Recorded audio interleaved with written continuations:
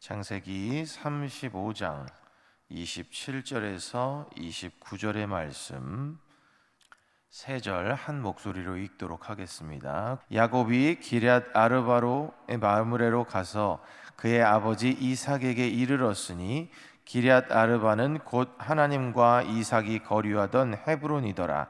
이삭의 나이가 180세라.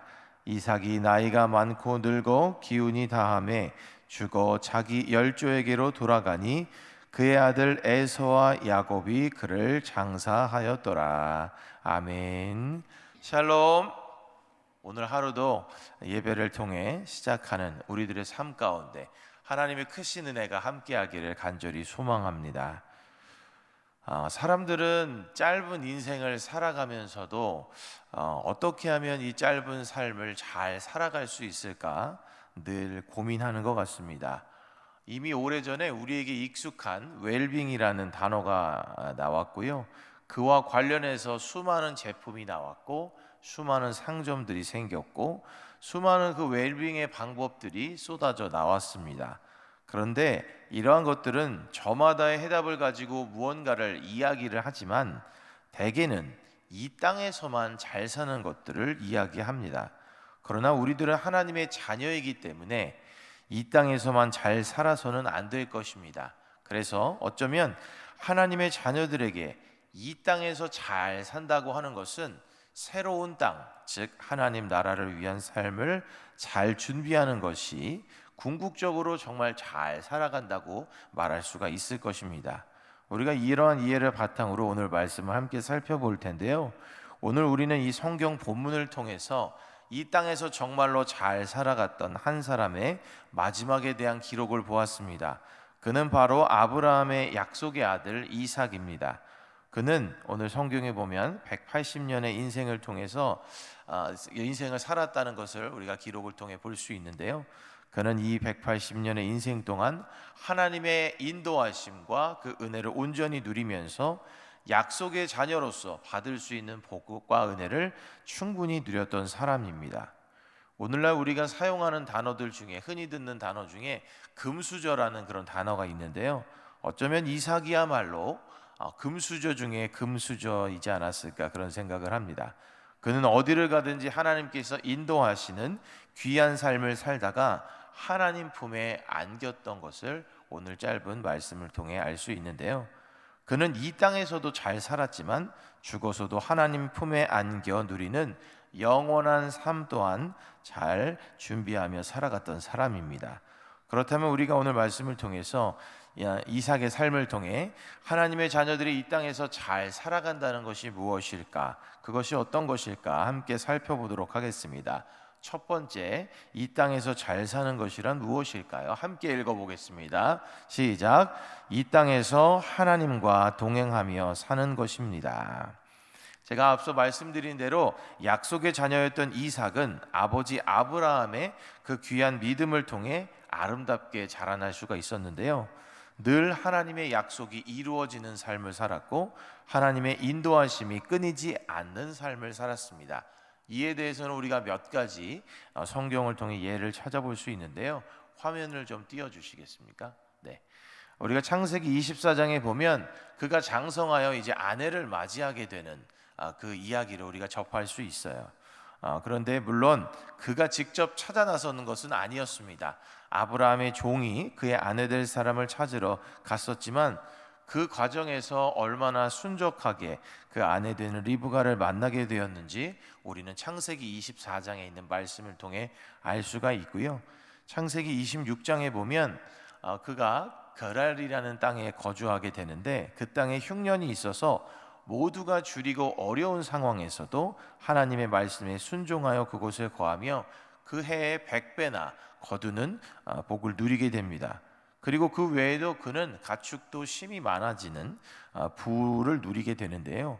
여기서의 요점은 그가 부를 누리게 되었다는 것이 아니라 하나님의 전적인 인도하심이 그의 삶에 끊이지 않았다는 겁니다.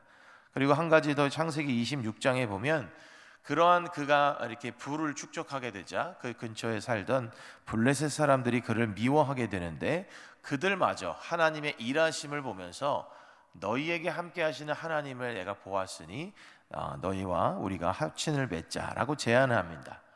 그 당시에 사실은 전쟁이 끊이지가 않았던 시기였기 때문에 상대적으로 적은 무리였던 이삭의 가족들에게는 이렇게 하나님과의 인도하심과 보호하심의 은혜를 누렸다는 것이 정말 귀한 일이 아닐 수가 없습니다. 사랑하는 성도 여러분, 우리도 믿음으로 구원을 받아서 아브라함의 자손으로 이제 살아가는 자들인데요. 우리도 그렇다면 말씀대로 하나님의 약속을 이어받은 사람들입니다. 그러한 우리들의 삶에도 이삭과 같이 하나님과 동행하는 일이 날마다의 삶에서 계속해서 이루어지기를 소망합니다. 그렇게 하나님과 동행하며 약속의 자녀가 누리는 은혜들을 누리며 살아가시기를 주님의 이름으로 간절히 축원합니다. 다음으로 하나님의 자녀가 이 땅에서 잘 사는 것이 무엇일까? 함께 읽어보겠습니다. 시작. 영원하신 하나님 나라를 준비하며 살아가는 것입니다. 네, 제가 또 앞서 말씀드린 대로 이 땅에서 잘 사는 것도 중요합니다. 그런데 하나님의 자녀들에게는 하나님 나라의 삶을 준비하는 그 삶의 자세가 훨씬 더 중요합니다. 이 땅의 삶은 어쩌면 그 하나님 나라에서 살아가는 영원한 삶을 위한 준비의 과정이기 때문인데요. 오늘의 본문 29절을 다시 한번 읽어보겠습니다. 시작. 이삭이 나이가 많고 늙어 기운이 다함에 죽어 자기 열조에게로 돌아가니 그의 아들 에서와 야곱이 그를 장사하였더라. 아멘. 오늘 말씀 잠깐 띄워주시면 여기에 중요한 표현이 나오는데요. 빨간색으로 표시된 부분, 죽어서 자기 열조에게로 돌아갔다라는 표현이 참 중요합니다.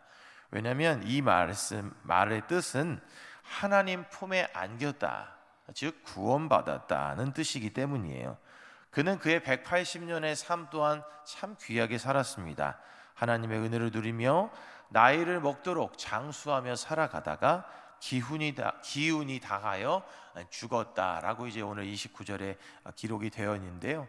거기서 끝이 아니라 자기 열조에게로 이렇게 돌아가는 삶, 끝이 아니라 또 다른 아름다운 시작을 이룬 사람이 바로 이삭이었습니다.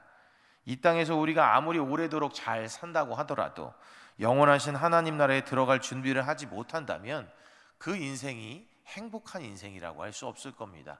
참 안타깝고 또 때로는 비참한 삶일 건데요.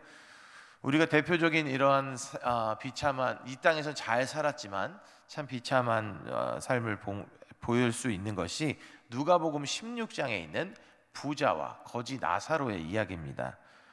이 이야기를 통해서 볼 수 있는 것, 부자는 이 땅에서 잘 살았지만 영원한 하나님 품에 안기지 못했고, 거지 나사로는 이 세상에서 참 비루하게 살아갔지만, 비참하게 살아갔지만 영원한 하나님 나라에 갔던 그 이야기를 우리가 잘 볼 수 있는데요. 우리는 이 땅을 살아가는 동안 이 영원하신 하나님 나라를 잘 준비할 수 있어야겠습니다. 사랑하는 성도 여러분, 우리도 이삭과 같이 이 땅에서 하나님 나라를 잘 준비하는, 그래서 우리가 하나님 품에 안길 수 있는 귀한 삶을 준비하며 살아갈 수 있는 우리들의 삶이 되었으면 좋겠습니다. 한 사람도 그러한 삶에서 벗어나지 않고 우리 모두가 하나님 나라에서 만날 수 있기를 소망하는데요. 그런 은혜의 삶을 살아가시고 그런 은혜의 삶을 준비하는 사랑하는 성도님들이 되시기를 주님의 이름으로 간절히 축원합니다. 오늘도 우리는 오늘도 우리는 이 귀한 하루를 또 허락받아서 살아가요. 참 귀한 하루고 참 귀한 삶입니다. 똑같이 반복되는 눈을 떠서 살아가는 삶이 아니라 오늘도 하나님의 약속의 자녀로서 우리는 귀한 삶을 살아가는데요. 이삭처럼 하나님의 약속을 누리면서 약속의 자녀의 삶을 누릴 수 있는 여러 성도님들이 되시길 바라고, 또한 영원한 하나님 나라를 준비하는 귀한 하루를 오늘 하루도 살아가시기를 주님의 이름으로 간절히 축원합니다. 기도하겠습니다. 사랑의 하나님, 감사합니다. 오늘도 우리에게 주신 이 귀한 하루를 살아가는 동안 하나님의 약속의 자녀의 삶을 온전히 누리며 살아갈 수 있도록 인도하여 주옵소서. 또한 오늘도 영원한 하나님 나라를 고대하며 살아가는 가운데 그 나라를 아름답게 준비하며 살아가는 귀한 삶이 되도록 또한 은혜로 함께하여 주시옵소서. 예수님의 이름으로 기도합니다. 아멘.